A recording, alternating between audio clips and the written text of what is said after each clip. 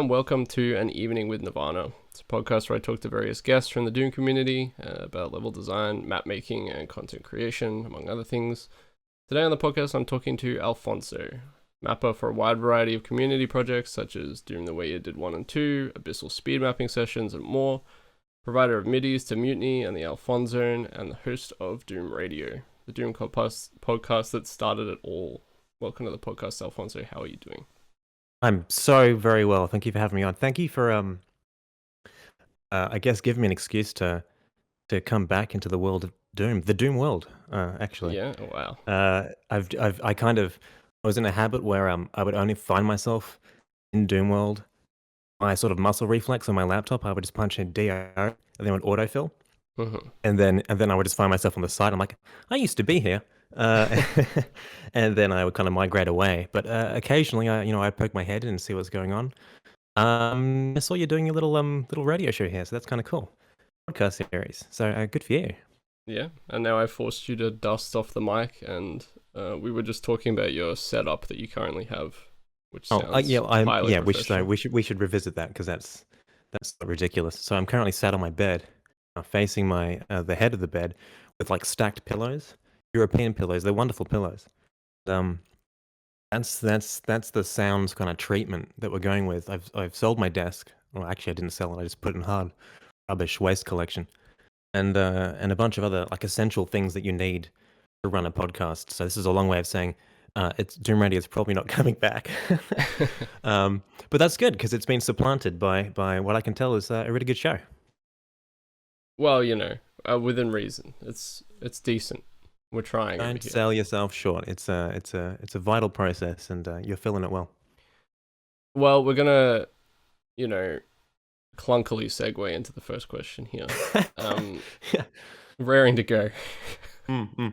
Before I get into the ins and outs of why this is a low quality podcast, so the question that I ask everybody, which I'm not sure if you've listened to too many of them, but how did you get into Doom? Mm. So I got into Doom like 3 times. Mhm. The first time it's not too dissimilar way I got into it than I guess most people. I was a kid, a little tyke, 5 years old. I think there were 2 games that my dad brought home, Doom being one of them. The other one was Warcraft 2. And I remember being captivated by the manual for that more than the game itself. I don't know why. I think just pictures of orcs, hand drawn. They were kind of cool. Um, Doom scared me a lot as a kid. I had a hyperactive imagination. I guess to some extent I still do. It's been dampened somewhat, but I couldn't get beyond like E1M4, I think, because the Pinky Demon in the maze of E1M4. I knew he was around that corner somewhere, and I could hear him, but I didn't know which corner. And eventually, I got my hand on the cheat codes, and when my dad came home and discovered the yellow eyes on Doom Guy in the HUD, he taught me a lesson about learning not to cheat, and that's the that's the last I remember of my first involvement with Doom. The second, I think I around 12 or 13, was at the dorm of school at UK, and I don't quite remember how I got back into it, but Doom Builder 1 was the one that was the editor of choice, and I tampered around with some maps, and I don't remember. I remember the maps, but I certainly didn't preserve anything from that time. That was a really brief blip. Um, I think Doom. Oh, sorry. Go ahead. I was just, mm-humming along. Oh, right. Okay. Mm-hmm. And I can't remember when Doom Underground, which is a review series that was hosted by the old Doom World, um, when that came about. I remember methodically going through all of the megawads listed there, which included at the time, since this was around like 2013, all the classics, um, the MMs, Requiem, all that jazz. Yeah. And that was the bulk of my playing alongside the mapping, the sort of loose mapping that I was doing at the time. Then there was a hiatus of about 7 years. Third time I discovered Doom was when I was at uni, and I think it was less the game that interested me at that point, could have been any game, but what really captured me was the opportunity to take part in the New Stuff Chronicles and conduct reviews because I was really interested in writing at the time. Right. So it was less Doom, and it was more the opportunity to conduct reviews and critique stuff. And the two just married up really happily. And then the rest is kind of history. Mm-hmm. And so what you talked about sort of playing, well, I guess up to E1M4. That was your maximum Yeah. experience with Doom 1. But I was curious what Yeah. your iWAD experiences were like. Like, when did you play Doom 2 and TNT and Plutonia? Was this all very spread out over the years? It is. It is a bit of a blur. I actually don't remember which of the other iWords I played first. I'm gonna guess. I'm gonna guess Doom 2 because I remember also being frightened by that. And I think by the Right. time I In got your around to 20s? TNT and Plutonia, Yeah. um, the fear factor was a bit more mitigated. So I'm gonna guess I was still a scaredy cat, well into my teens. But probably not for games as pixelated as Doom at that Right. point. Yeah. So Doom 2 definitely came first. I think around the Crusher was the point that I got super scared. Mm-hmm. It's Doom 2. But by then I discovered how to like id clever around to different stuff. So I kind of experience other parts of the game piecemeal. Map gets too scary, you just go to the next one. Oh yeah, no, I was mortified by it. So it wasn't until uni when you started to play custom P-Wads and Yeah. stuff for the most part. Um. Yeah. So the Doom Underground stuff, I think that was around when I was 13, 14, like 2003, 2004. But beyond the stuff that everyone's played from the late 1990s, was when I started getting into the nitty gritty because I had to because I was reviewing stuff for New Stuff Chronicles. Um, yeah, so the first words that weren't Requiem and the like was whatever was coming off rolling into the id Games archives at that time, circa kind of 2011 at that stage. Mm-hmm. Hmm. I think And one of them. Yeah, sorry, go ahead. I was just curious sort of which ones stood out to you during that period. Were you mostly just sort of rattling through, or were you hitting random and going through that kind of thing? Or was this Um, I think I was trying to do my due diligence and like eliminate the backlog, which at that point in the New Stuff Chronicles history was a little easier to do. And it wasn't just me. I was a regular alongside. I don't know how many others. But I was so fixated on like trying to be a funny writer, yeah. um, rather than actually reviewing the content well. I have periodically like gone back and checked on some of my old reviews, and I encourage everyone listening not to do that. Um, I know a couple of users found me funny at the time, uh, but it's kind of cringy to read some of it back. But it was a really fun process. Some of the P ones that I remember, um, there was Into Hell, which was a 3-map series by Snakes, who went on to do Unholy Realms, of course. And oh, I can't remember the title of the other one. Which doesn't surprise me because again, I was just so fixated on my writing style and less on the Pequods themselves. That eventually changed, of course. But yeah, that's the one that stands out. Right. And so you talked a little bit about uh you did some mapping sort of prior to this, like you found Doom Yeah. Builder and stuff. When did you in earnest begin doing mapping again? Because I guess the first thing listed is on the Doom wiki for you as a release is being part of Doom the way it did. Yeah. 2011. So that was kicking off around about the time that I joined the community in like January 2010. I think it might have been like a few months of difference. Hellbent was the one who started that. Um, I think just by nature of conducting reviews and stuff and being in proximity to whatever else was going on in Doom World makes you just naturally curious. Like you can't just sit there and write reviews and play Doom and Yeah. then not get interested in what else is going on. So I don't remember how I kind of wormed my way into the inner sanctum of Doom Twid. Um, but I remember, once I joined the IRC channel, which is where all the good chat was happening, I was hooked. I was hook, line, and sinker. I did make a couple of maps before the one that ultimately got accepted, I guess. Although by the time it got accepted, I was part of the selection group, so that was totally biased. Um, but the first few attempts were, I remember them distinctly, and I don't have them because I very early on developed a habit of deleting everything that I made that I didn't like, and I still have that issue. Oh, right. Yeah, Jimmy can't stand that I did that and continue to do that.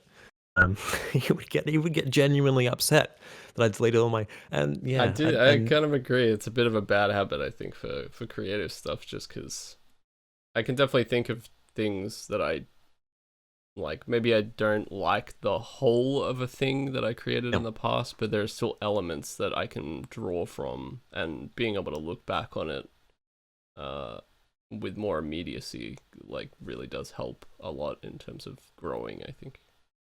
Yeah, it's invaluable. I think and I think Matt Tropiano was just talking about that in the discussion you had with him about, he holds, he obviously does hold onto all his stuff because he released it. Yeah. So other people are holding onto it for him, but he kind of embraces like his past ugly warts and all, because the creator that he is today is dependent upon that. He couldn't have got to where he is today without traversing all the nasty bits as well as the ups, the downs, and the ups. Yeah. So it's important to embrace that. I think um, stepping back and taking a look at my entire as my mapping career developed, I guess taking a look at the entirety of it and seeing how lacking in focus I was in like committing to one project or the other, um, made me much more skeptical of my work because I felt without that focus, um, my identity as a mapper was all over the shop, and so that's why I kind of wanted to delete things because I was like the thing that Mm. I'm going to put out has to advance my kind of my brand, I guess, in a certain direction, because this is how I want to be known. It wasn't quite developed at that point, but I still, early on developed a habit of deleting stuff that it was very unhealthy.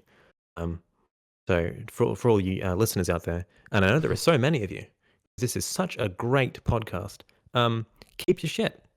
Keep Yeah. it. Just keep it in a file. The temptation is there to delete. Don't delete it. But yet anyway. Preferably not at all. But a very good reason holding on to that stuff. Well, yeah, and look uh, at the risk of, harping on about Rubik's yet again, which I tend to do a lot, but he still has, his house.wad on his website and stuff. Oh, a Everything classic. Does he's he actually made have a is up My there. House? Does he have a My House.wad? He does, I believe, yeah, That's on his fantastic. I site. thought that was just like a meme, a kind of trope thing, But but people actually do that. I don't think people would really question his body of work, just because he has a map that is just Steve Buscemi's face everywhere. But Yeah. And it's humbling as well to know that someone who can produce kind of quality that he can, um, if he curated his stuff so that earliest known instances of his work were just as good as the stuff he's putting out now, you'd feel really deflated. Um, as a new level designer coming in and saying, well, my first stuff doesn't stack up at all, so I should just squirrel that away and not release it into the wild. Um, Everyone needs to air the dirty laundry. Get your myhouse.wad out there. exactly. Uh, and yeah, do your duty as a community member. So with Doom the way it did, I noticed in the lost episodes, for that project, you created a map for each Doom episode, and I was wondering why Yeah. you decided you wanted to do that. I was just so captivated. I think one of the reasons that I was so captivated with the project was because um it unified everyone participating it in a way that other community projects didn't at the time. And even the notion of a community project at that time didn't really mean the same thing as it does today. I say today, I mean like circa 2019, because that's kind of when I went off, no longer had my finger on the pulse of what was going on. Mhm. Um, and I really wanted to dig into that as much as I could. And in order to do that, I had to explore every corner of Sandys and Romeros and um, all the different facets, and just really geek out on it. And it was really exciting. Similar to how it was impossible to write reviews and be in proximity to other Doom stuff going on. So you have to get involved in that. I could just make a Sandy map. I had to try my hand at everything.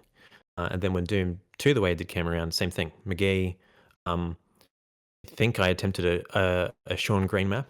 Uh, um, yeah, anything, any style I could get my hands on and try. It was all in the name of just exploration of this one thing that everyone was getting in on the action of.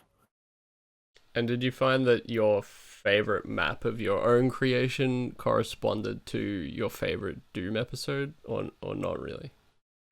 Um, I don't think I have a favorite episode. Um, I think because I started my mapping career essentially doing this, uh, my style was necessarily going to be more sandy. Um, Although that might be kind of ridiculous because I guess all of the designers were starting out, right? They had prior level design experience, obviously, Yeah. but within the Doom editor, I actually don't know how much prior experience they had just toying around with stuff. I think it was being developed at the time. I know that much, but so Yeah. it's not really a one for one. But my style was so chaotic and necessarily fed into a Sandy style. So, looking back at it now, uh, I would say the E2 is my favorite. But that's mostly Interesting. coincidence. Hmm. Yep. I was literally just thinking, I was sort of going through each episode in my head, and I feel like E2 is the most underrepresented in terms of like being the favorite. I feel like, episode 1 people, there are millions of them. That's always a big Yep. one. Mm. Episode 4 is generally for the people who like harder stuff, and then you have episode 3 for the weirdos, Okay. If the we're talking Ultimate oddities Doom, for we're talking Ultimate. Ultimate Doom, E4. E4 comes first for me, Okay, I would say. sure. The order is, I don't know, it's fairly arbitrary. It can turn on a dime. Right. So it's not E2. Was that E2 of If you introduce Ultimate Doom, it's E4 first. Yeah. Okay. All right. Interesting. Uh and so Doom 2 the way it did came around, Yeah. and you ended up being a project lead with Zaza for that one. Yeah. How did that sort of change the experience for you? What was it like project leading? Well, it towards the end of the original one, uh, I can't remember exactly. I think Hellbent's involvement. He was still heavily involved, but it did peter out a little bit. Or maybe it was a time sensitive thing for him. Like he had other stuff going on, but it was largely Caesar and myself and Elmo, who kind of disappeared. I think around 2013, and Marcaic and Essel and a few others were kind of splitting the workload. But it was mostly Caesar, I think. But when I got around to doing Doom 2 the way I did, I felt like I had some kind of exposure to what it meant to be a project leader. So it wasn't too jarring. I don't feel like it changed the experience all that much, because everyone that was involved in the project was interested in it for the same reasons they were interested in the first one, and so we were all similarly putting all ideas into the pot, and discussing. It was a um, very collaborative kind of approach design. Again, I'm not familiar with how a lot of community projects come together these days. I don't know if I suspect it's done largely by Discord, or is it exclusively? I mean, you would know better than I would. Is it still largely done by the forums, or do people tend to branch off and have, um, I guess, channels like they do in Discord, or Yeah. Well, how are they typically put I together? guess I haven't been part of too many, but I would say that Discord has kind of become a big part of it for sure. I know. Supplanted that? Yeah, Yeah, I think so. yeah. Oftentimes, So we from had, what I see, there will be like a Discord posted for community projects and stuff, or community projects kind of naturally evolve out of, Discord communities anyway. mm, mm, yeah. We had because we were using IRC at the time. I guess that was the kind of substitute that. So maybe that was the novelty, where a lot of other things might have been put together. This is an assumption on my part. I don't know how some of the kind of um, the early 2000s stuff was put together, like Plutonia 2 or Alien Vendetta around sort of 2003. I don't know what. I suspect they might have used like a similar means to communicate, or something like Mailchimp. I don't know, but Mailchimp. yeah, I really don't know. Yeah. Um, Yeah. but it felt novel, at least for me. But everything felt novel for me, I guess, at the time. Everything was new, so there's that difficulty as well. Like I can't discern between what was like necessarily unique to that project, um, what was just me getting excited to be part of the Doom world. And what do you think, like, because you made so many different maps from so many different authors, what were some of the more like notable differences do you think between designing a level for Doom 2 compared to like designing one for the original Doom? Oh, that's I'm gonna have to really do some archaeological digging into my brain, Yeah, this happens a lot. because, well, because there was so much cramming. It was like preparing for an exam kind of thing. I mean, we weren't preparing for any. There's no test, right? Unless you considered the public feedback to be the test. Um, the amount of geeking out on the intricacies between each author is so extreme. So much of it disappeared by the time, not necessarily by the time it was all over, because we went on to try doing other things like Final Doom the way it did, which is still coming apparently. Have a chat with Tansman. I don't know what's going on there. That kicked off in 2014. Sounds like a lot Uh, of Doom community projects, yeah. yeah. Um, but so much of it has been lost. So I might just think in the meantime and come back to that question if I can think. But uh, off the top of my head, I don't think the process was all that different. Um, Hmm. between authors, in terms of like influencing each other. Like Sandy was still very much Sandy. Um, Well, I think I just feel like Sandy made like 95% of the maps anyway, so. you ask him, because I know you had didn't, unfortunately haven't listened to that episode yet, but did you ask him a similar question, like with regards to how his process changed? I imagine you would have between those two games. I'm trying to think if I did ask that one to him. Uh, Mm. yeah, I'm not sure. I It, think it a would be lot of it was interesting. about. I feel like a lot of it came down to him sort of discussing his own workload and how hectic the process was in terms of like. Oh yeah, I mean, Yeah. I'm sure of course that's true for all the designers on the team, but so much of his work is kind of the product of throwing stuff against the wall. Yeah. What sticks? Um, yeah, so to that end, like, it makes sense of the fact that like I don't feel like his style is all that different. And of course there are some maps in there that basically use Doom 1 resources, but they're in a Doom 2 environment, like the Citadel, for example. I don't think that has any unique Doom 2 textures. I could be wrong on that, but it feels like um, parts of it feel like a Doom 1 map with a big box drawn around it, make it a kind of city environment map, then just swap in some Doom 2 monsters, and then there you go. Actually, a lot of Sandy's, now some of it is coming back to me. A lot of Sandy's E2 maps kind of feel like that. Like singular or a multitude of different ideas you find at the factory, kind of spaced out into a giant box. It's like sandboxes within sandboxes, kind of nested sandboxes. Um, but if you take away that extra element, you just have the sandboxes in isolation, they're essentially Doom 1 maps, really. Right. Um, yeah. Yeah. I mean, well, I suppose aside from the monsters, I do feel like the texture work is relatively similar, except for I suppose the way that the wads are broken up like episodically is quite different. I suppose you don't Yep. have that very strict trajectory with Doom 2 that you do with Doom 1 so much. Mm, I'll agree with that.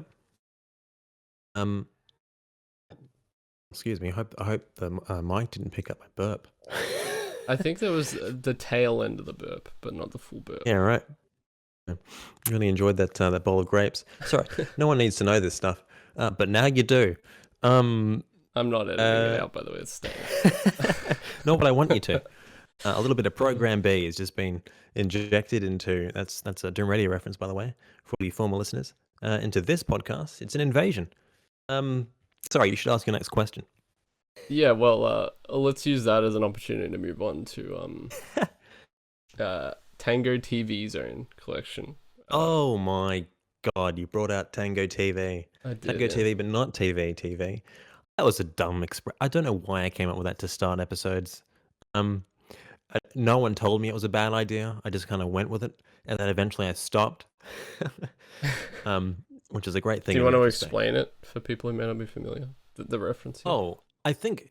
Oh, it's not much of a reference. Tango was the. He came up with a. No, he didn't come up with the whole idea of doing Doom Radio, of course, because there was an initial version of Doom Radio before ours. And I was also approached by Banks around 2011 or 12 about the idea of coming up with a something akin to a Doom Radio or an entirely separate podcast. But Tango was the one who successfully got the new project off the ground. He floated the idea of calling it TV for some reason. I don't remember what his reason was. And either because I was a sycophant or a yes man, or because I wanted to entertain a really dumb idea, I doubled down on it and I said, "This is now TV, even though there's no television involved. There's no visual component whatsoever. It's not even a good joke. It's not even a joke. And we've spent way too much time discussing it already." I'm okay with it. I'm totally fine with it. Good. I like the nuances, the history. That's what I'm here for. Yeah. But in terms of the mapping collection, the Tango TV Zone collection. Oh yeah. Was this your first foray into like speed mapping? I'd have to pull up my wiki to see like when these things like came onto the forums or were released. I'm gonna say yes. I think it was. It was an experiment to see if we could talk about the speed mapping process while speed mapping on the air, and it was actually kind of disastrous, as you might imagine, right? Because everyone's involved, like they're concentrating on building what they're building, then thinking, "Oh, we should be saying something." So I don't think we ever aired that. I hope we didn't air that. I might have a chat with Bloodshedder, or go back and have a look at the archives and see if we did. And what I put out deserves never to see the light of day. It had I think the very first speed map I made had like a couch in it that was made of like slime 10 bricks. Nice. And I like it. And yeah, and you know who else liked it? Anyone who sat on that couch. Really, really loungy. In fact, you should swap out that couch for the couch that you have on the thumbnail for your YouTube, for your videos. Yeah, maybe I will actually. I think I could have that organized. AD thought it was hilarious. 8079, and I think he included. I think he's included several couches in a few of his maps. It may just be the one from 50 Monsters map. I think it's map 3, map 2, map 3. He seemed to find it very funny, and I reintroduced the couch in several other speed maps that should also have never seen the light of day, but did. So great. That's the closest.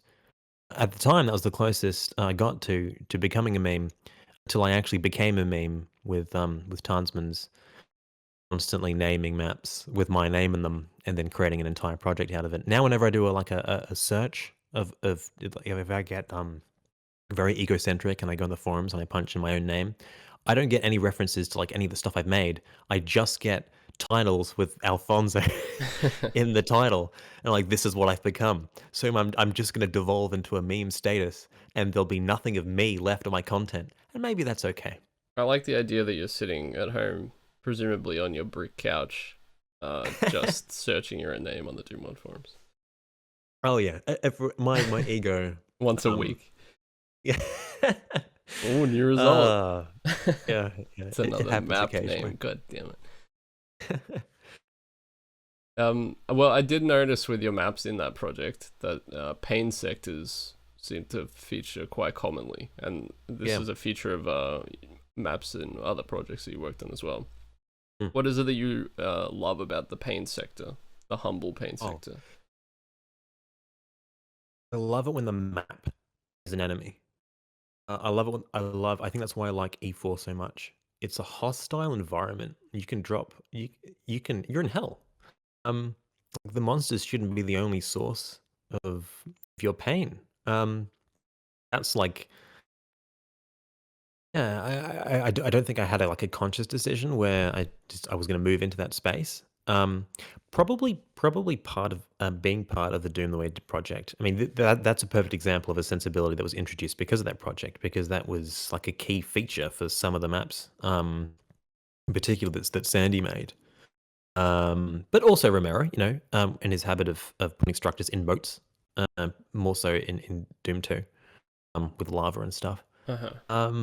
I just love the idea of the map being actively hostile, and the player needing to fight that as much as the monsters. And what do you think that like pain sectors are a little unfairly maligned by people?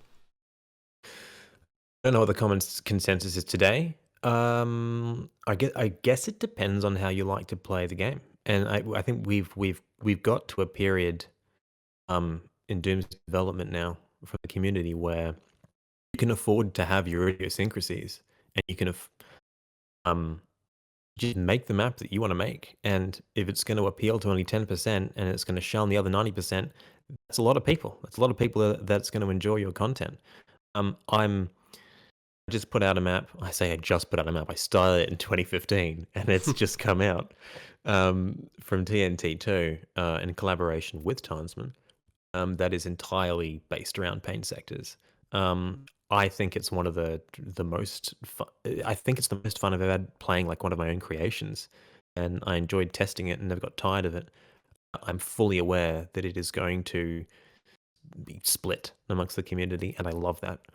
Um, Bring on the disdain for the 90%, and Yeah. I'll drown in the adulations of the 10, if there are any. I mean, I think it's great. So to more directly answer your question, I don't think it's unfairly maligned. I would encourage everyone to explore it, as an option. Same along with crushes and any other hazard you can think of.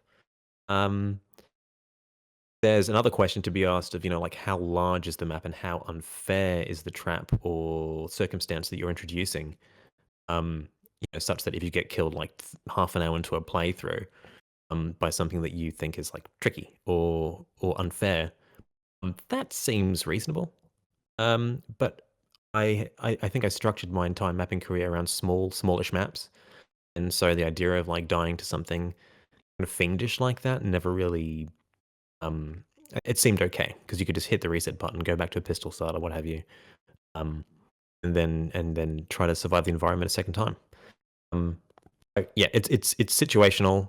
Um, Everyone should give it a go, I think. So you talked about making smaller maps, and Hmm. uh, with the Abyssal Speedmapping Sessions, you've taken part in that, or you took part in them quite a lot. You made Yeah. quite a lot of maps for those. Hmm. Would you say that over the course of making maps for those and the Tango TV and etc., did you find that speed mapping became sort of a favorite style of yours? Um, I have no, I don't think so.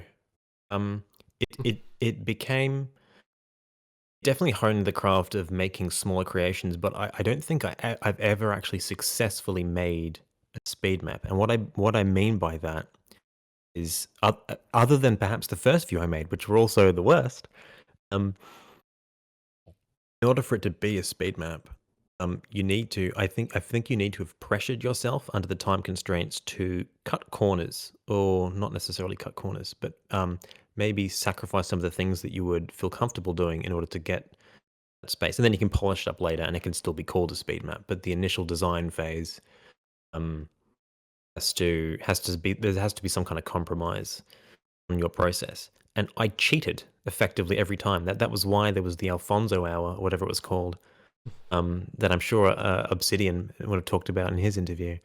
Or not. That third hour on top of the second was just me not speed mapping. It was me just completing the small map in the way that I wanted to. So I don't think I've ever actually successfully made one. At least by the definition that I feel comfortable with speed map. What it did do though, let's say it helped Honecraft to create small levels, but I didn't want to remain making small levels. It is what I ended up doing. I don't think off the top of my head I created anything more than like a moderately sized level, unless it was in collaboration with someone else. Um, I never advanced to the point where I could push myself out of that space. So it's a love-hate relationship with that process. Definitely honed a style. I definitely did hone a style where I was able to create stuff that I liked. But I never got to the stage where I could break out of that and try some of the grand ideas that I had at that stage. I didn't have the tool set to like bring fruition. Yeah. Mm-hmm. So definitely more of a tool for improvement rather than something that you specifically did out of enjoyment for the process. Oh well, I think part of the reason I enjoyed the process was just because I enjoyed being around, because we always did this on a voice chat, right? Right, We were right. doing it with other people, and we were just shooting the shit. Can I swear on this show? I feel like, can I swear on this show? Well, it's already happened, It's Alfonso. already happened? Did I already do that? Have I like sworn 10 times and asked on the 11th? No, no, That no. would be typical me. I meant just then. It Right, doesn't okay. matter though at all. I don't care. Yeah, yeah. Shoot the shit. That's what we would do. And of course I came to enjoy the process. So don't be sad, Obsidian and Myonic Donor. And I loved getting positive feedback from from the comments in id games, whatever, when it would go live, and it's like, oh, most of these speed maps are such and such, but I really like map X, X, X. And I go, yeah, great. I don't think it was a speed map, but you enjoyed it, and that's and I enjoyed making it, so that's good. And that's all you can really ask out of a process like that, right? Yeah, for sure. And what I thought was interesting playing a couple of those maps, I remember you talking to Benjo and Zol about Slaughter for Doom Radio. Um, Uh, and I feel like you sort of maintained over the years that it wasn't really your style. mm, But playing some of your Abyssal maps, I feel like they at least border on the challenge category. I feel like. yeah. I think about session 10. I think it's map 6. Your map for session 10. That one has like an opening that's very Rubixian, or just fits into that sort of challenging category. I guess more generally, what are your thoughts about that, and what style of gameplay do you feel you want your maps to fit into, and what do you enjoy and such? Um, yeah, no, it's definitely true. I do prefer the trickier side. Of course, slaughter and challenge, from memory, of what I thought of these topics are two distinct things. You can have easy slaughter, of course, although they're not all that common. So I think slaughter speaks more to like the process of dismantling. It's like essentially a combat puzzle. I can't remember who came out with the expression, and I don't want to misattribute it to someone else. Maybe you remember combat puzzle. Maybe that's become ubiquitous in the community at this point. But I think part of the reason the kind of trickiness appeals to me is because I was almost exclusively making kind of tight, small maps, and I would um, very much perfectionist to a fault when it comes to creating some of these maps.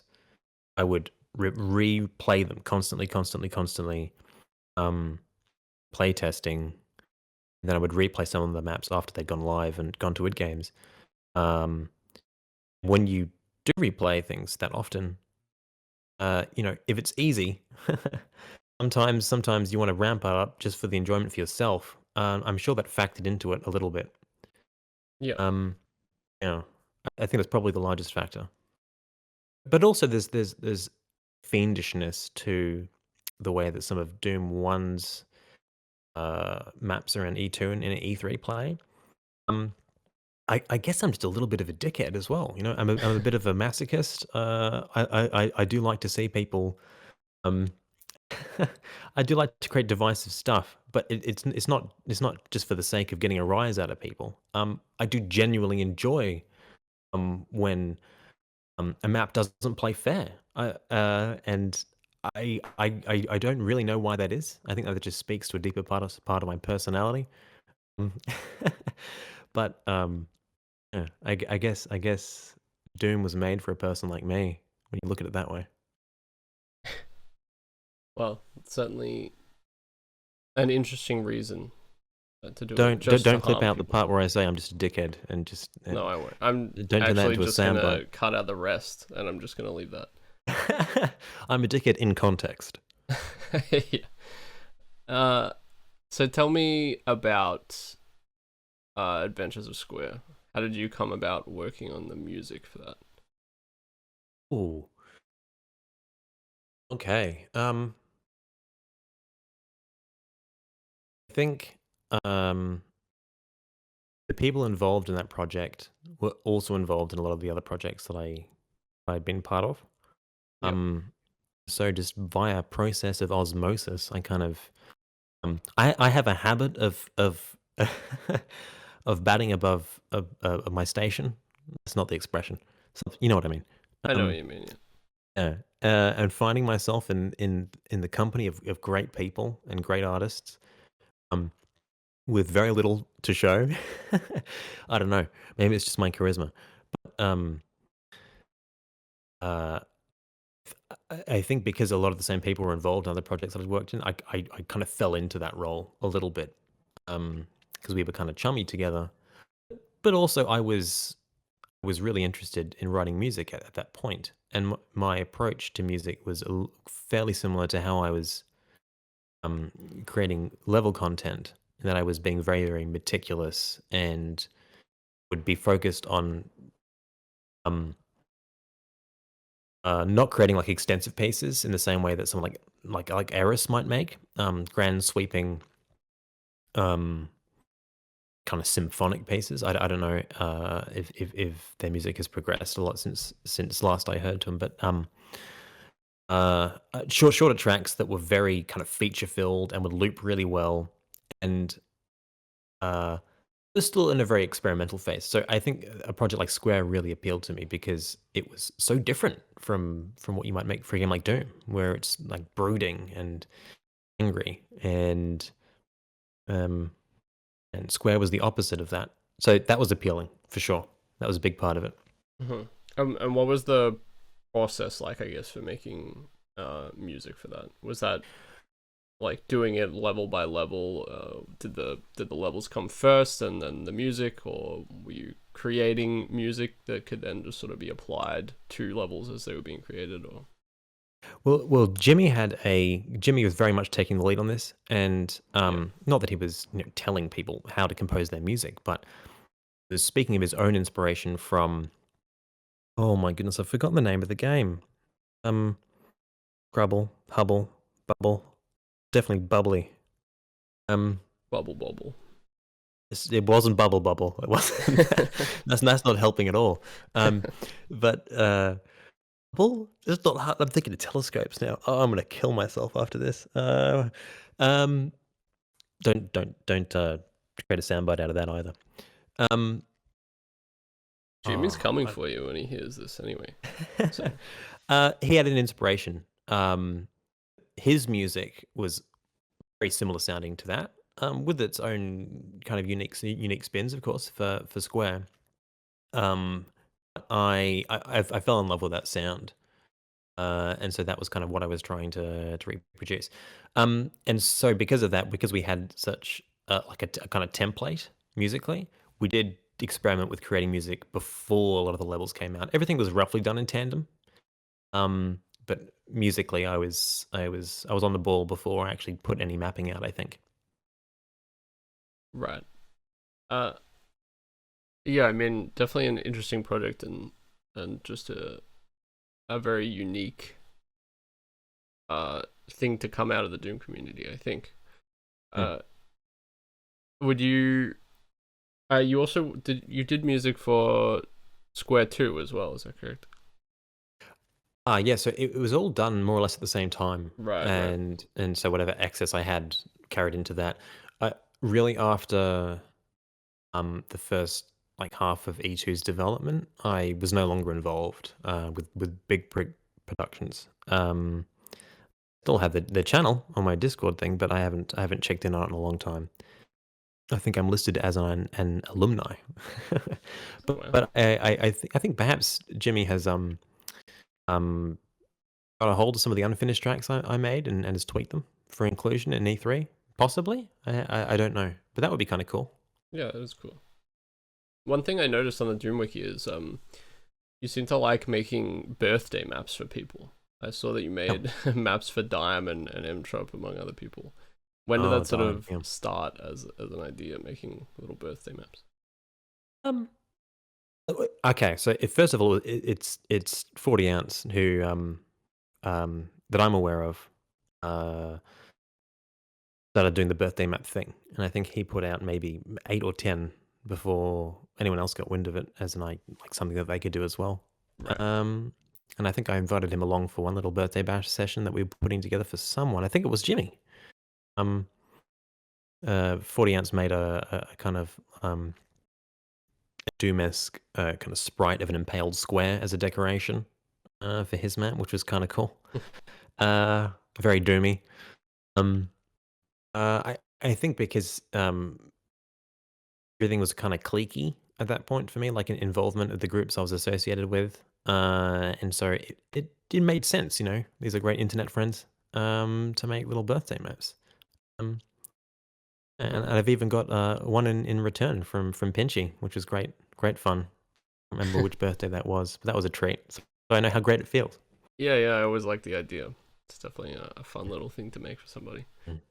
Uh, the I I hadn't actually heard of this project until I saw the Doom Wiki, but the Counter Goat Initiative. Oh How did no. how did this begin as an idea? Talk Okay. to me about this. I I feel like in revisiting some of these things, kind of like the Tango TV thing, Uh-huh. I'm needing to give explanations for things that made absolutely no sense at the time and still don't. Right. Um, How to goat? I guess I don't I don't really remember. I know that the goats is kind of a thing in Doom, right? Barons and Hell Knights have inverted knees, Mm-hmm. whatever, kind of goat-like. And but I have nothing against Barons and Hell Knights personally. So that surely can't be the origin of this ridiculous idea. I think it was just outright goats. But oh no, I do remember. I was living in Spain at the time, and there were a bunch of goats living in not my backyard, but like out near the house, and they were chewing through the wires of Wow. like they were feeding the town, kind of cutting off the electricity supply, something like that. Um, and I kind of feigned a distaste and distrust of goats since then embiggened that idea for a multiplayer experiment. Beyond that, there's absolutely no rhyme or reason to it. It's kind of doubled down. There was going to be a backstory to Countergoat Initiative 2, which has been more or less finished, like everything else, for 5 years and not Of put out. course, yeah. Yeah. Um, about like an Albanian goat farm was secretly converted by the goats who had overtaken the facility and turned into like a military operation. Then we had to go in and infiltrate it and take down the military base. But en route to the Albania, we broke down on the side of the road and we were forced to fire up a multiplayer killing simulator. And that was the entirety of Countergoat Initiative 2, just dueling with each other. Because all multiplayer projects need backstories, Definitely, yeah. People It's are there for the crucial, lore, I crucial think. stuff, crucial stuff. Hmm. Yeah. So what was the experience like making multiplayer maps for you compared to single player stuff? Oh, I was fascinated by it. It soaked up a lot of my Doom time. Kind of post 2014, 15. You mentioned Dime as someone I'd taken part in making a birthday map for. Uh, we were great dueling buddies. He spent a lot of time um testing our maps with us as well. But I think he was less interested in the project itself and more in just playing multiplayer. And there's a process for making a good duel map that is really, really tricky and difficult to pin down. Um, because if you're making single player stuff, you can make something that suits your style and that you enjoy playing. And to an extent, I guess you can as well playing duels, but you still got to play it with other people. And Hmm. so, uh, there really are rules to follow, but those rules are, they're numerous and they're difficult to capture. And sometimes making a successful duel map is just pure luck. And I think I was really, really enjoyed going through that process and figuring out what that was and seeing if I could like capture lightning in a bottle. And some of the stuff that I thought was going to be great turned out to be not played at all, and the other way around. And that was really a fun process. And speed mapping, I suppose, this was another plus to doing that. A great way to churn out those smaller maps in order to see what stuck. Uh, Yeah. it kind of fed into each other really nicely. And were there sort of any major differences you can think of sort of between creating, say, just like a general deathmatch map compared to a duel map? I didn't spend really. I actually don't think I explicitly made any deathmatch maps, like anything for more than two people. I was Right. fixated on the duel idea, um, because I guess to me it was more pure a competition. Like I could host. We did regularly host tournaments, kind of intra-channel tournaments. Regularly on a Tuesday. We called it Taco Tuesday, even though there were no tacos involved. We had like emojis for tacos, but we couldn't actually eat the tacos. But Taco Tuesday's a thing. So just like Tango TV and Countergoat Initiative, no rhyme or reason, madness. I feel like Zays is to blame for a lot of this stuff, in a good way, because he is pure chaos. He's a Zazer. Um, yeah, we used to host these little tournaments, and that's what brought out the kind of competitiveness. It was really like playing a different game. Doom, kind of is like those two sides of the community. Um, if it's anything, today like it was in 2018, 17, and earlier, I don't have a lot of overlap. I think Decay, good example of someone who's kind of bridged that gap a little bit and is, a multiplayer enthusiast who's trying his hand more at single player stuff. Uh, but he's kind of an exception to the rule. It doesn't happen all that often. Um, so that kind of reignited a passion for level design in a different way. You wouldn't call it a level. It's a dual map. Right. Yeah.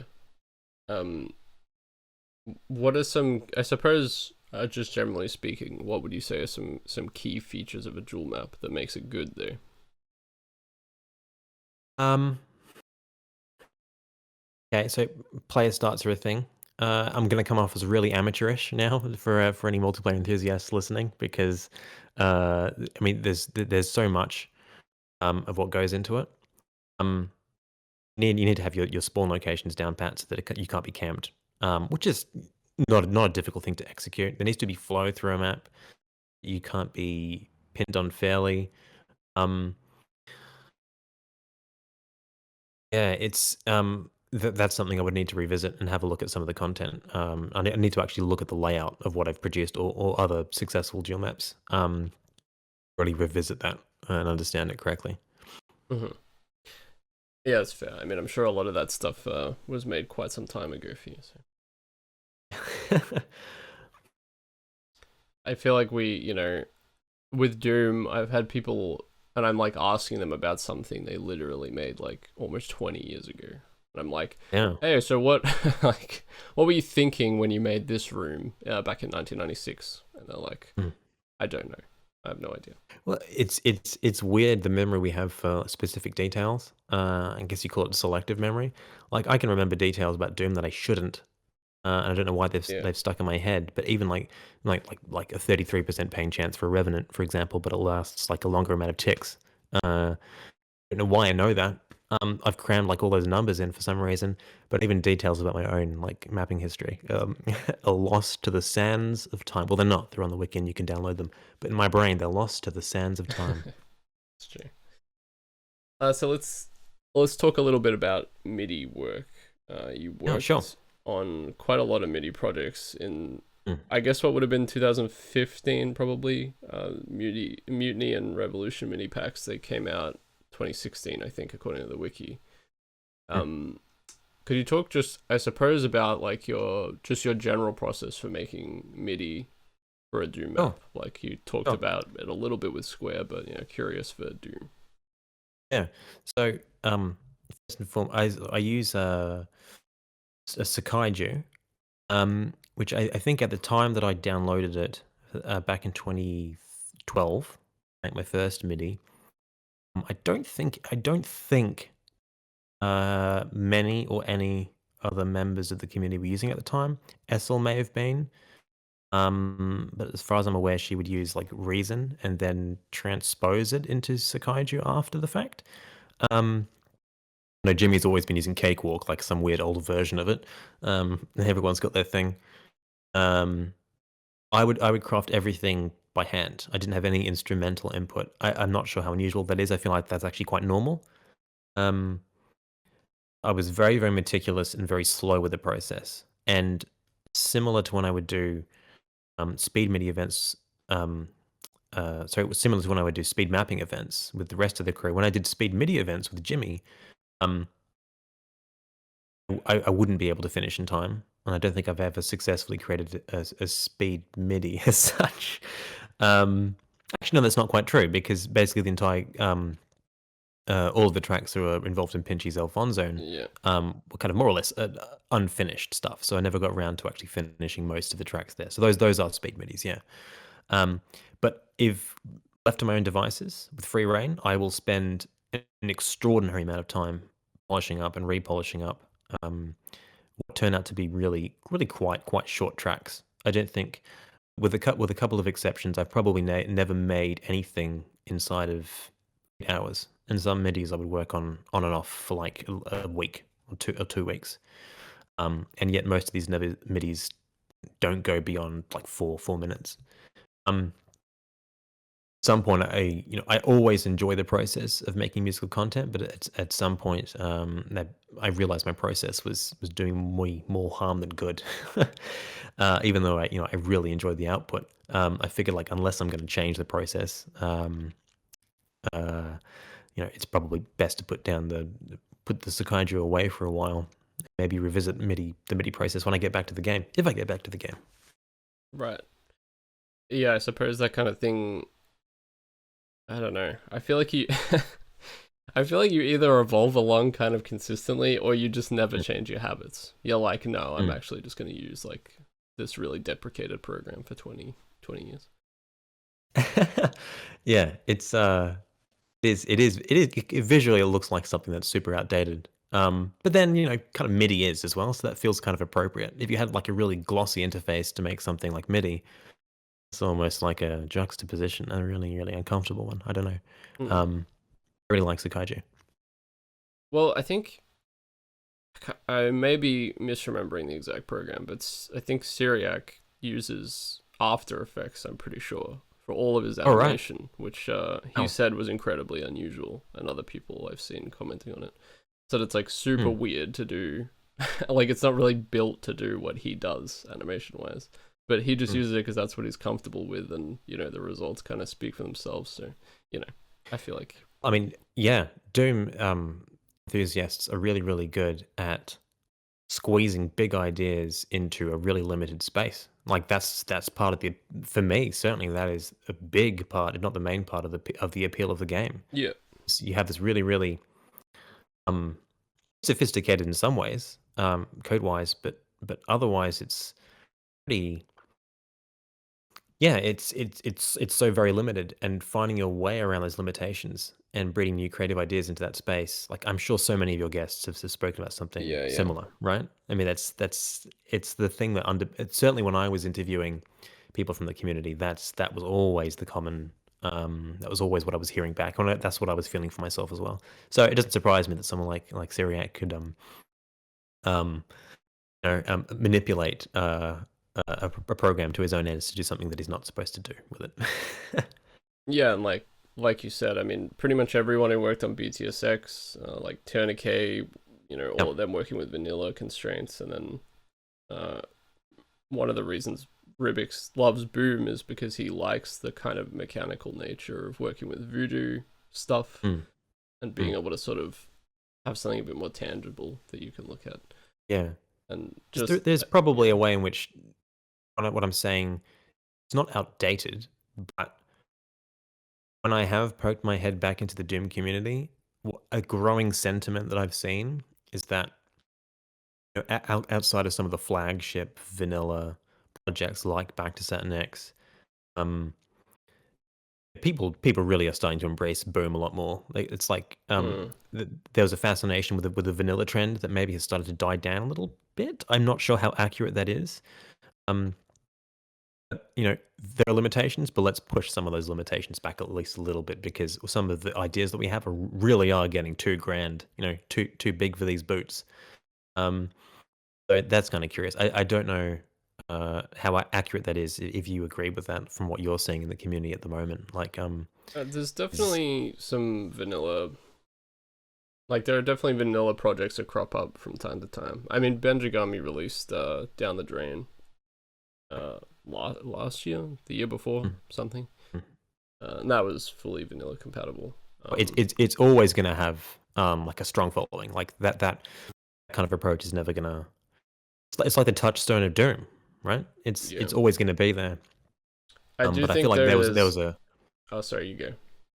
yeah. Sorry, I feel like there was a trend like overlaying that for a period of time. Yeah, yeah, There was a fascination with kind of just seeing how much you could do with it.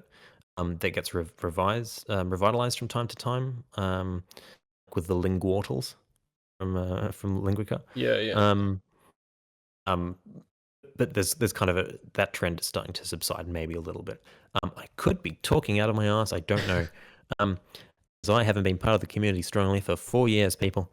Um, let us know in the comments what you think. Yeah, yeah. Well, I guess also MBF 21, which I'm not sure Yeah. how Oh familiar you yes, are, yes, but yes, yeah, yes, yes. that is Yeah. coming around. So that's bridges this strange gap between sort of you know, UDMF and Boom format. Yep. A little more feature heavy than Boom. So It's interesting. You're almost making me interested in wanting to come back and have a MBF look at twenty some one of is this really jazz. cool actually, and it a lot of the tools for it. There's like Deco Hack, which lets you kind of do dehacked stuff, but using decorate code, so it's Mm. like Mm, mm, way mm. more Wow. simplified. It's like streamlines the process a little bit, and there's just like these extra couple of things you couldn't quite do in Boom that you can now do in MBF 21 that are like really handy to have, like, you know, insta kill floors and things like Oh, that. nice. Yeah, so it's definitely very cool, and I'm looking forward to seeing what people do with it. Insta kill floors would be handy because if someone drops into like one of those slime pits that I so love to make, Mm-hmm. and they just want to like load the game rather than just wait for their Doom guy to drop to zero and die, you got to insta kill them. That's right. Yeah, for sure. I was like the odd map that would put a rocket launcher in the pit for you to blow yourself up with, but they're few and far Have you between. heard of Have you heard of Good at Doom? Of what, sorry? Good at Doom No, I don't think so. expression. No, you had Caesar on the podcast. Did he not mention once Good at Doom? I don't think so. Yeah. So, there's a YouTube video Caesar put out, like maybe 10 years ago, maybe a little bit more recent than that, maybe much more recent than that, of him blowing himself up with a rocket launcher in a humorous manner.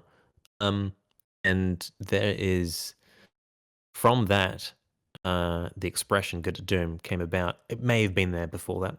Um, may have actually the genesis of that may have been from someone else entirely, and this is all just part of the whole kind of um, how it came about. But I took that idea and created the "good at doom" speedrunning category, in which I dehacked in an exit condition for when you get jibbed, Oh, right. and then we did an episode 1 speed run of finding like the nearest barrels and rocket launchers and whatever, and getting to the end of the episode that way.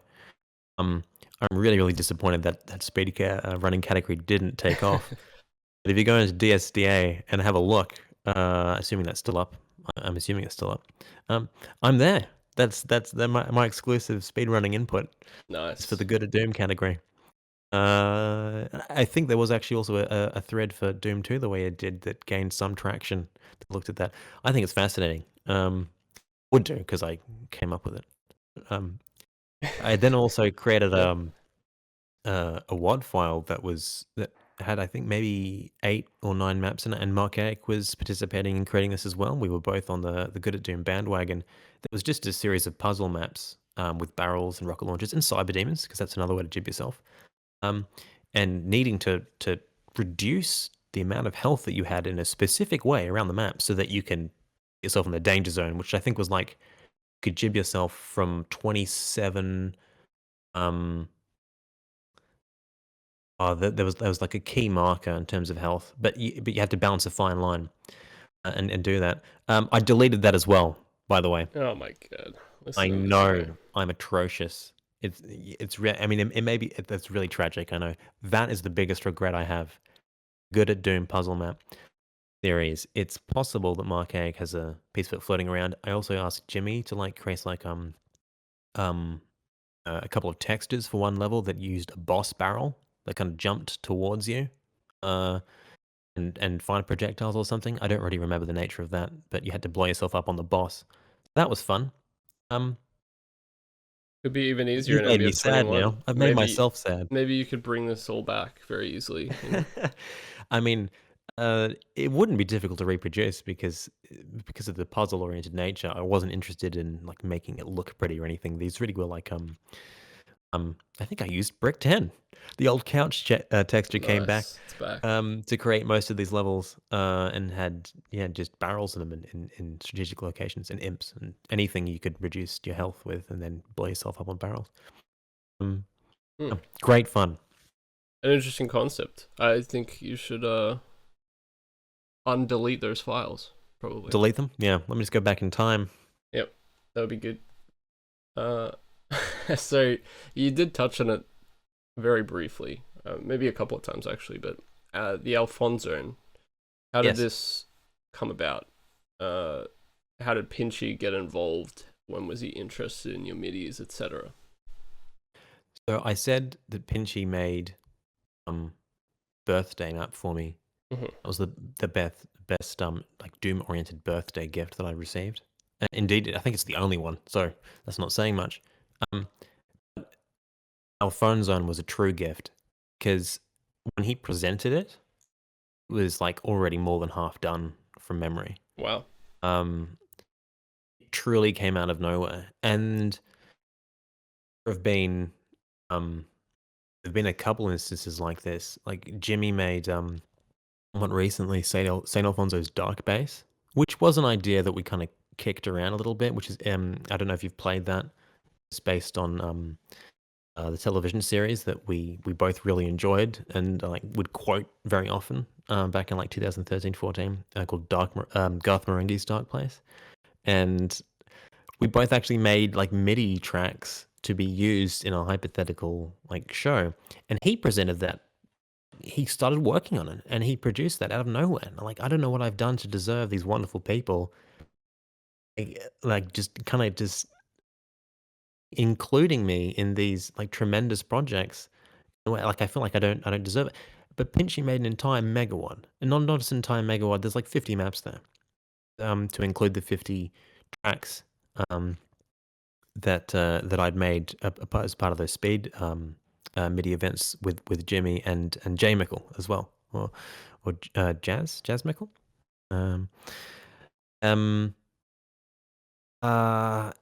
Yeah, I'm eternally grateful. I was so grateful. I wanted to go back and do to my midis what I did to some of my speed maps, which was to touch them up, and I only got like maybe 6 or 7 tracks into that experiment before I realized like that style that I spoke about, my meticulousness and my perfectionism, I made it like too difficult for me to do. And at that point, I was starting to drift away from the game a little bit. Right. Um, yeah, just an astonishing thing, and I feel a little bit guilty actually. I feel like I should have devoted a bit more time to like publicly exploring, playing, and promoting this work, because it's an incredible achievement. Of that Penji went through that. So did you, aside from sort of, I guess, providing the MIDI, did you have much involvement at all? Sort of, did you do playtesting, things like that? I provided some feedback, like after you presented it in a largely finished state. Um, Initially, I was actually it's a little bit fraught, this topic actually, because I didn't like and still don't like most of my speed midi content. Right. Um, and so I was in this strange space where Pinchy had done this wonderful thing, but then I felt this need, you know, now that they'd been put out there, that I needed to fix them up somehow. Mm-hmm. Um, a lot of people were telling me at the time, actually, Alfonso, they're fine. People aren't, people are really enjoying the content that Pinchy's put out, and don't that shouldn't be the focus, and they're absolutely right. It shouldn't be the focus. But Pinchy was actually very, very accommodating when I suggested that I was going to update stuff, which, as I say, I didn't really get around to doing. Um, So yeah, there's a little bit of guilt involved there, but now that that whole episode's behind me and I look back on it, I'm just filled with nothing but um, goodwill towards Pinchy and what he's done. I think it's fantastic. I think this could have ended badly, It could have been like you, and then I, went to Pinchy's house and I deleted it all off his hard Yeah, yeah. I mean, look, with my history of deleting stuff, that would have been like the perfect culmination in a terrible way. drive. Yeah. Unfortunately for everyone involved, I don't know where he lives, and we should keep it that way. That sounds really malicious. In fact, I would suggest that you do cut that part out. Hey Pinchy, could I just get remote access for a while to your PC? That'd be great. Oh my god. um, so yeah, I don't know. I guess despite you not having taken much part in the mapping elements of it, I really enjoyed sort of like the varied themes and like the less serious attitude the WOD took, I guess, with its like especially with its GZ features. Yeah, Um, it's often touted as like a to people outside of Doom World. From what I've seen, it's touted as one of the kind of like testing grounds for mods and stuff, or just something that you should play just right, right. in its own right. It's really quite popular outside of Doom World, which is awesome. Um, and yeah, he has a really, really unique style that is divisive for some, which again, like appeals to me really, really well. So even if some of the content that Pinchy puts out isn't particularly to my liking, that only in some other sense makes me like appreciate it even more, because he really embraces his own style and kind of doubles down on it. Mhm. Um, I can't remember which map he put out for Ancient Aliens. It might have been like map 24 or something. That during the playthrough of that Megawatt and the Doomworld Megawatt Club, a lot of people, it's mostly been skill saw and content up to that point. The people go around to the Pinchy map, and a lot of people, let's say a lot. Some didn't find it to their liking because it was like seemingly unpolished. I love that map. Really, it's unique, and like maybe within the context of the whole kind of Megawatt, it's a bit jarring visually in that sense. But that for me personally, that's not as important a factor as a way of sprinkling and populating his maps with um, zombies mostly. I think he probably has the highest zombieman like ratio to any other monster when compared with any other mapper. He understands there is no limit when it comes to brutality, Mhm. that kind of thing. It's eternal gibbitude, I think is the quote from the text, right? I do.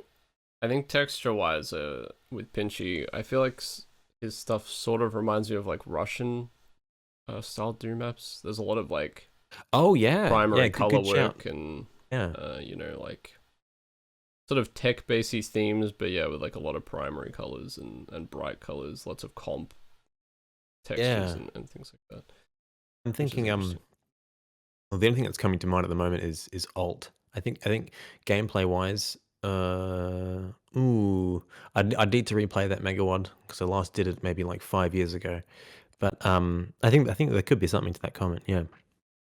Yeah, maybe sort of Scotty light in terms of gameplay. Like Mm. not as many set piece encounters, but in terms of his run and gun sections in Scotty maps. Yeah, that's a really good way of putting it. Yeah, memory. Yeah. Incidentally, Pinchy put out a map for I think there's the well roulette sessions. There was only 2 of those sessions. Of course, there were only 2 when Alfonzo was at the helm, project management.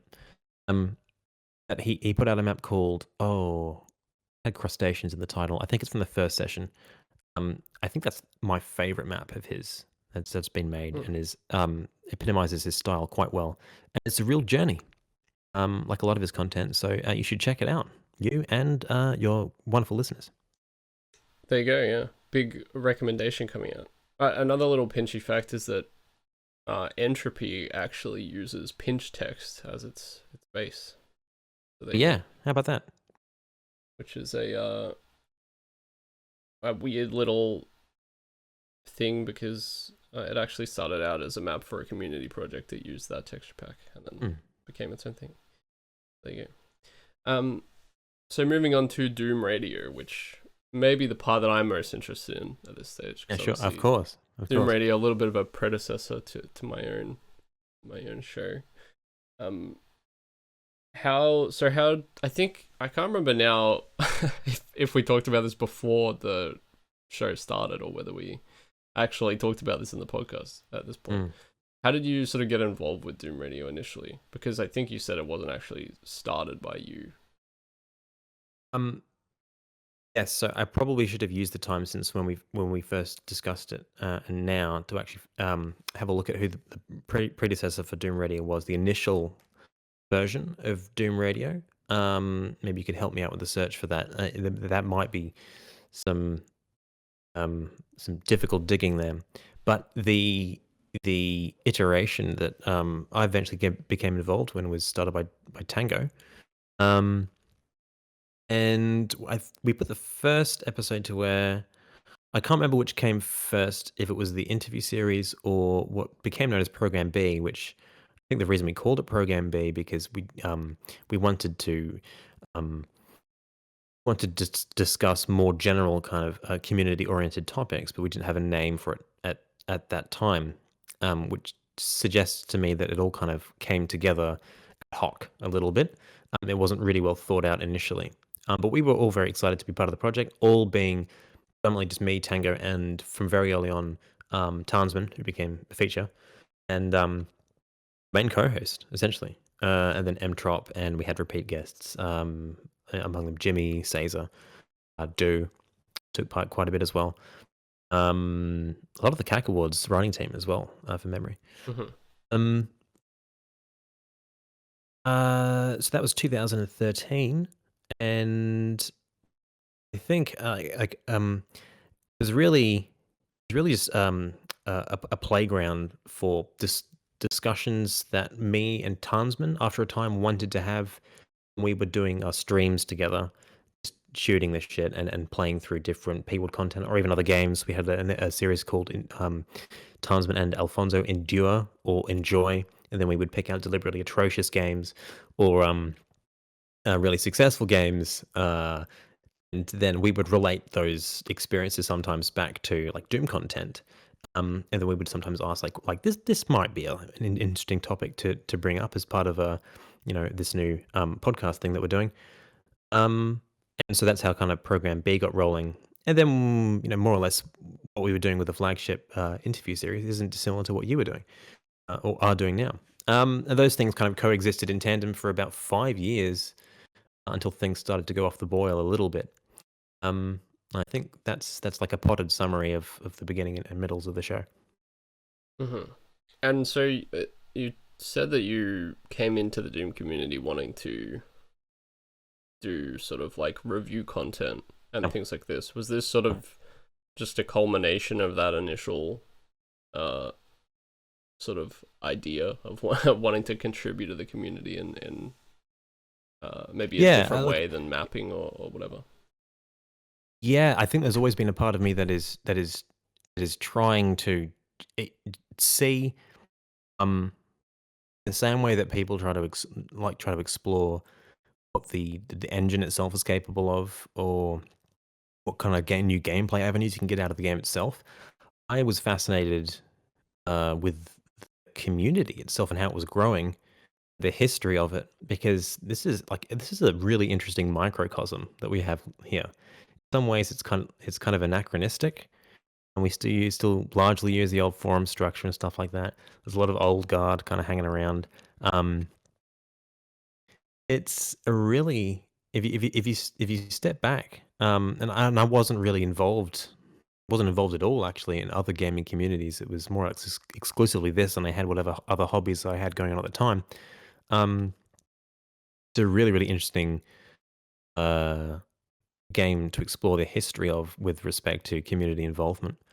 And it has distinct eras and trends. And when you get to that stage, as Mm-hmm. I'm sure you know, as sure you appreciate, um, there's no loss of lack of content of things you can talk about. Um, and and I enjoyed exploring them and airing them on a podcast with Tansman because I wanted other people to be aware of some of the wonderful things that they might not be aware of because they've only just joined the community, for example. It was a very different place around 2010. I'm sure before I joined, it was even more different.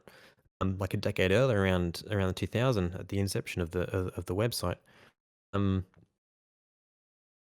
um, and that's worth digging into. And uh, and knowledge is power. You know, kind of. Actually, that's a ridiculous expression. We're only talking about a gaming community here, but um, So you um, wanted power. This was all for power. uh, just yeah. I mean that's the gist of it, really. That's the It's tag. kind of geeking out. It's kind of geeking out. Hmm. Well, uh, yeah, it is interesting when you talk about, I guess, the Doom community being a microcosm and such. It is interesting, not just in terms of, I think, what you were talking about, where uh, there's ebbs and flows of trends and things in terms of Yep. the maps that are created, but Yep. there's also these weird moments in time now where the forum almost gets like invaded by people from the outside, kind of thing. Like Oh, Doom okay. 2016 came out, and then boom, like it exploded in a big way on the Yeah. forums, and Doom Maybe you Eternal can tell me a bit and about that things. then, because that is something I'd be very interested in learning a little bit more. If I was still doing Doom Radio, that would be one of the questions that I want to explore. Like, how has I think we probably did touch upon it a little bit because it was still kind of going around that time. Hmm. That Doom 2016 came out. Outside exposure is good. Of course, you want new people coming in. Um, in what way does it affect the community, and how does that impact trends? And is all of that good? Like, could some of the trends be lost in that process? Maybe that's just the natural order of things, and we should accept that. We should accept that.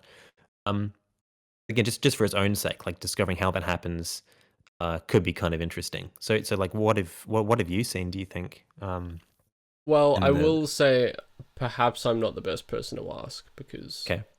as much as like obviously I'm involved in the community in a lot of sort of sizable ways, like with the podcast and with mapping and things like that. I don't know that I actually sort of like I'm not super active on Doom World, for instance. Oh right, Realistically, like I go there when I have a map released. I go there for my like releasing my own content and stuff, but I'm not sort of perusing the forums a huge amount, for instance. But and maybe just saying that is important, right?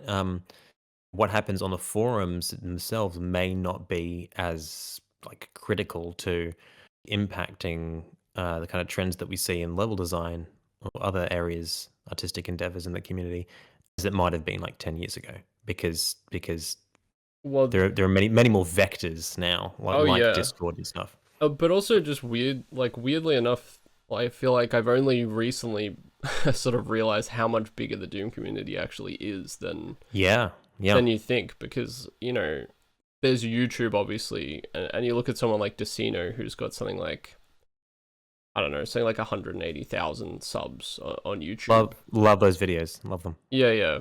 But like, I feel like that getting that amount of views on Doom content is kind of like, that would have been unfathomable to me like a few years ago. I would have Oh thought, yeah, surely there aren't that yeah. many people even interested in the game.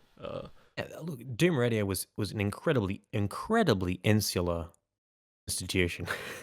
Really Doom world focused. Mhm. We did get some outside, Caesar, of course, has his finger on the pulse of what's going on in Z-Doom land, Yep, Z-Doom yep, forums over there. I would occasionally blunder over to 4chan when I felt like to see what's going on there in VR, which thankfully I don't do much more of anymore. yep. But it's worth talking about their involvement because it's extremely important and kind of cool as well. Just so I don't get the enemies over there won't care. I think they release community projects and stuff, don't they? They do, yeah. Yeah. VR 300 was it 300 minutes? Is that right? Do I have that correct? Sounds correct. Showcasing my ignorance again. But yeah, integral. And so Doom Radio would have had to branch out if it was still going in order to explore those other areas of influence. And really, the fact that it kind of ended when it did makes sense because that's roughly around the time that it stopped being the hub. I don't think it is the hub anymore. Mhm. It's tempting to the people inside of it to think of it as though it is, but I don't think that's true. It still is in terms of where to get maps from. You still go to Doomworld to get your maps. Like the actual content is still hosted on Doomworld primarily. So there's Mm. ModDB obviously, but I do feel like ModDB is a bit more GZ Doom and like total conversion centric from what I can tell. I haven't dabbled too much in it. And it's also not Doom focused. Like ModDB is obviously for a ton of other games. But yeah, there's like Facebook groups and and stuff for Doom, which I had no Wow. idea existed. I think there's like there's like a subreddit for Doom, which is covers Oh. all the new games like Doom Eternal and stuff as well. So, and then yeah, like you said, there are like 6 trillion Doom discords, of which I'm in all of them and visit none of them regularly. That's what you do with Discord these days. I feel like you just join every Discord and then forget that they exist because you're in 5,000 of them. Well, of course, I'm looking at Discord at the moment, and I do see that there's a Doom Radio one there, and I'm not clicking on it. I don't want to see when the last message was sent. I feel like it's ancient history at this point. But kudos to Bloodshedder for continuing to prop a dead man underneath that institution and hold it up for as long as possible. I think that let me just type it in actually and see if it's. Of course, it's still going. Yeah, Well, I this will could be a get fright. to, I suppose, the ending of Doom Radio shortly, but I was curious before that if you had sort of a favorite interview or favorite episode, favorite guest from Doom Radio during that time. Well, Jimmy was the only repeat interviewee that we had on. I think part of that is because he also participated in a lot of Program B, so it was kind of a little bit insular like that, nepotistic. Mm-hmm. But I was always fascinated with him and his process. Has an extraordinary work ethic, and he's very critical of his own stuff. But he also takes pride in his own stuff in somewhat equal measure. But despite that, let's say it's second guessing. Despite that self-criticism, he continues to stick true to his work ethic, and that's really commendable. Whereas someone like me, I would let it slow me down, or Right. delete all of my content. Yeah. There's that as well. I'm going back through the through the annals here to have a look and see what jogs my memory.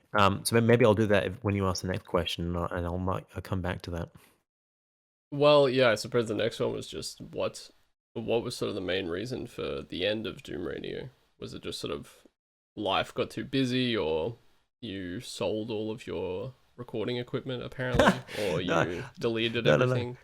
Hey, Which no, was this it? is a great mic, and this is most of most of the money went into this mic and this. I don't even mention what this portable preamp retails for. I had a look, and it's quite dandy. No, that came well after the fact. The decline of Doom Radio was more or less in tandem with my declining interest in the community. I say declining interest. I've remained still interested in the community, but yeah, there were pressing personal things that I need to get my ducks in a row, so to speak. I won't rule out possibly returning to this space. As a competitor, no. Oh, Well, I think competition's healthy. I'm I do not almost agree with certainly not that. going to do this. No, You know, I you would want to like to monopolize this monopolize the space. space. Yeah, All about definitely, good for you. 100%. Yeah, Good for you. very against Um, monopoly laws, for instance. Incidentally, I've just got into board games. And Monopoly. I have 3 versions of that on my shelf. One of the They're all worst. going on the hard waste. Yeah, All going on the hard waste collection next week. so bad. Just terrible as a game, like rules Oh, wise to begin oh. with, and then also terrible for your relationships with anyone that you play with, because you'll just have a Oh, terrible time. yeah. Yeah, it's real make or break stuff for relationships. Yeah. Yeah. No personal experiences to draw upon there, but I agree with that sentiment. uh, well, yeah, I suppose does that basically just cover the ending of Doom Radio then in its entirety? No chance of it coming up anytime soon, I'm Oh, guessing, well, I mean, look, given the European pillar setup. at the time it was the only thing really going like that, I think. Um, I mean, you're in this space now. I think it's in good hands. Like, there's no um, the whole project was kind of a vanity project, really, for me and Tansman, as an extension of the kind of streaming we were doing, and then that was obviously propped up by um, genuine interest to want to know more about what's going on in the community. Um, but for what it was, I don't think that needs um, uh, reviving. Like, it was so inextricably linked to mine and Tansman's like personal involvement in the community. Of course, he's strongly still involved. But yeah, I don't think there's any need for it to come back. I think that space can be filled by other people, and there are many wonderful people to do it, like Well, yourself. good to know that I will continue to monopolize. Hunker down, yeah.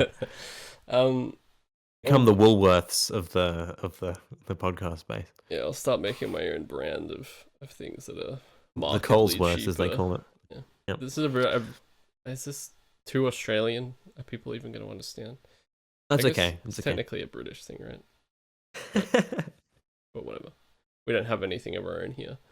At the end of the day, uh, what about in terms of like mapping or even streaming or anything else like that? Ah, I can't rule that out. I can't rule that out.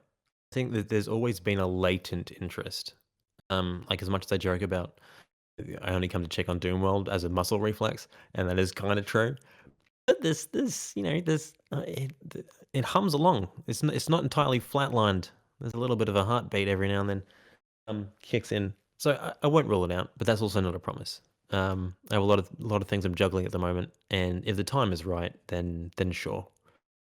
It's just such an interesting community and space, and as it continues to change, part of me feels like if I did want to come back, it would be because it would be like re-entering the community for the first time again. Because you step out, and the environment changes so much. It's almost tempting just to come in with a new name and then just like hit the reset button. Yeah, Um, and people would see my obsession with using support 3 for trim and stuff. Like, oh, it's Alfonzo. There we go. Or maybe not. the pain sake. Support 3, by the way, is I think I wrote a poem about it. I think you can find it in in my. Well, it's actually it's an ode to American McGee. The lyrics to the song of an Englishman in New York, an American at id Software. Someone's got to write that song. Uh, he did love his Support 3, did American McGee. Well, I mean, how could you not? It's the best. It's the best texture. It is good. Don't listen to that. Don't listen to that Fire Blue nonsense. They don't know what they're talking about. Ooh, the Fire Blue, yeah, it's... Spicy take. I don't know. I think it's a better texture than meme maps give it credit for, which is kind of proven in 50 Shades of Grey tool, of which you have a map. I do, yeah. Called the Alfonzone, funnily enough, predating the Pinchy take. That's true, and that'd be a good question to ask. Have you had Pinchy on the show? Not yet, but it is on the list. Yeah, absolutely. A good question to ask him. I suspect. I mean, it's too low hanging fruit, pun, right? So it's possible that he came up with it. Without having it's looked like at that. noodles and spaghetti. What came first? Yeah, exactly. Well, this is to my final question, whichever guest gets, everyone sits in, anticipation for, on the edge of their seats, waiting to hear at the end of the show. It's not a first date question, is it? No. It's okay. It's very complex, so just prepare your brain for it. What is? I deal well with those. Sorry. What is your favorite Doom monster and why? Oh, great question. And this can be, it could just purely be aesthetic, or it could be from a mapping perspective in terms of using I'm gonna it, say, or, whatever. It's such a tricky question. I have a. Okay, I'm gonna say Spectre. Oh, good one. I'm gonna say Spectre because it speaks to me and my mapping philosophy. I think after I am a certain amount of time, stopped using demons altogether. Well, I think a lot of people do that, but I use specters in a way that draws ire from I think a lot of players. But that's the whole point of them. So they're supposed to be invisible. They're supposed to be dickheads. And if you put them in like an animated texture, they become even more indiscernible. Especially when I used to replay my own stuff, I would play with like deliberately kind of pixelated screen because I'm a hipster like that. And so they would be even more tricky to spot.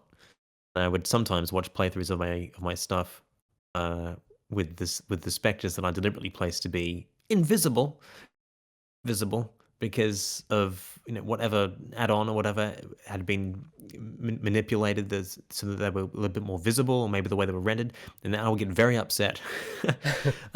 Everyone's entitled to play the game the way they like. I absolutely promote that. I'm a dickhead in context, and I have a love affair with the Spectre. Lost Soul will be a little close behind, just because I think they're a little bit underutilized for the fact that they don't have a wake up sound, and I feel like that needs to be explored a little bit more.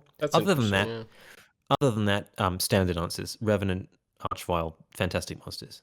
Yeah, for sure. Well, I think there's been a lot of sort of heated discussion about specters more recently, because why so?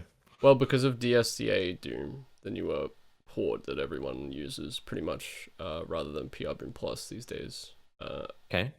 It had some issues in terms of specters being very, very difficult to see. Awesome. To the point where I think specifically a lot of speedrunners were quite annoyed by it. Because they are, it is kind of ridiculous sometimes. Like, they are genuinely 100% invisible at times. Yeah, so you get your wish, really.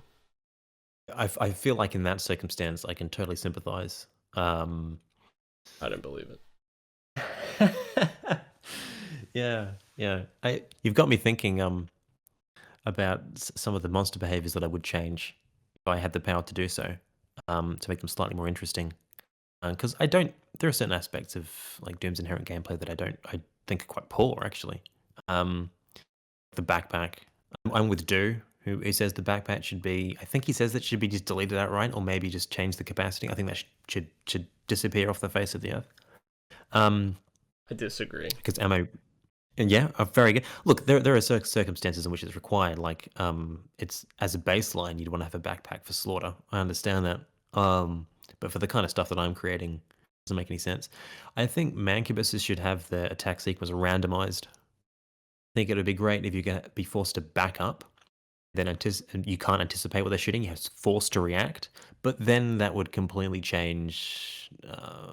Actually, no, I'm not sure what that would change for the negative. I think it's a great idea. I think it should be implemented. It can't be implemented. I It's mean, like interesting. in retrospect, but yeah. I think I would disagree with that. I'd say in Hey, terms of the backpack, yeah. I mean, it does come down to, I suppose, the fact that we probably make very different things. But a backpack, I don't know how to sort of it. Basically, a backpack can like act as a weapon in terms of the amount of difference it makes to the player, in a fight.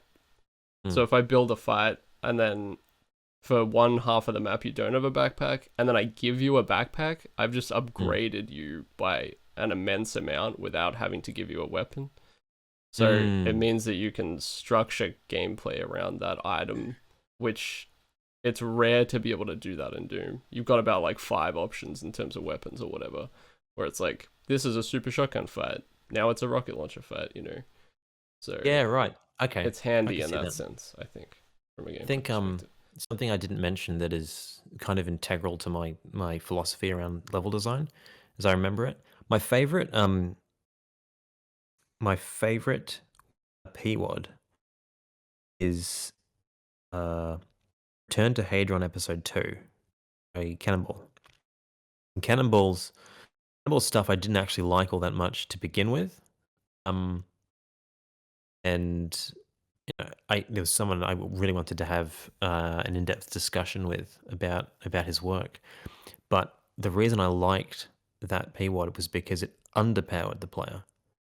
And because it was in Doom 1 and you didn't have the double barrel, and you were dealing with swarms of cacodemons and things pushing you around quite a sophisticated space, like basically funneling you into warrens, and you felt like this rabbit, Daisy, if you like, being scurried around and not having a lot of ordnance really to push back the advance, and so it almost felt. I think I referred to it once as like sheepdog Doom, Right. where you were kind of manipulating as best you could while being underpowered, like the horde, and generally whittling it down. And as they were pushing you into new spaces, you were needing to deal with kind of smaller skirmishes. And so your attention was divided between managing the large horde as it moved towards you, and then picking off smaller monsters as you retreated. Particularly the back half of episode 1 of Return to Hadron, and almost the entirety of the second episode was like that. And I think that is a highly unique style that really, that if I was to continue level design, that is what I would want to pursue, because I feel like I'm different to a lot of designers in that I don't like the feeling, most of the time, of being heavily overpowered against the opposition. I like the feeling of the level itself being dangerous, and of the monsters being, as a unit, more powerful than you are. And maybe, in kind of wrapping it up a little bit, or turning it back to what we were talking about at the first, maybe that stems back to the fact that I felt so much fear playing the game as a kid. Right. Part of me is still kind of addicted to that. Elements of this in No End in Sight as well, which is another favorite of mine. A natural 20 Caesar and 40 ounce loots. Or maybe to get, Freudian or perhaps Lacanian here. Yeah. This all comes back to your father admonishing you for becoming too powerful with the cheats. And now, very, very, very nicely done. Yeah. And now you seek it's out. It's a deep-seated personality flaw, and you should embrace it. Oh, there you go. Doom and child psychology covered today on An Evening with Nirvana. Well, thank you so much for coming on, Alfonso. It was great to talk to you, and good to have someone who understands the trials and tribulations, of running a podcast. For once, I felt the sympathy oozing from your pores when we discussed Thank you. running a show beforehand. Love the project. I'm so happy someone's picked up the mantle. I know there are a number of other wonderful people in the community who have got their own kind of little journals, going, and that's great. I think it's fantastic. And I won't rule out a possible return. But don't hang your hat on it. Fantastic. Sounds good to me. But obviously I will make it my mission to crush you. No, I'm just kidding. Maybe I'll come on. Maybe I can be a guest. There you go. Be your first guest. Absolutely. For Doom Radio returning. If Thank you so much. Obviously. I will have you. Beautiful. Well, yeah, thanks again. And to everyone listening, thank you. Perhaps even more. But yeah, I will see you next time with another guest. It's going to be great. Goodbye.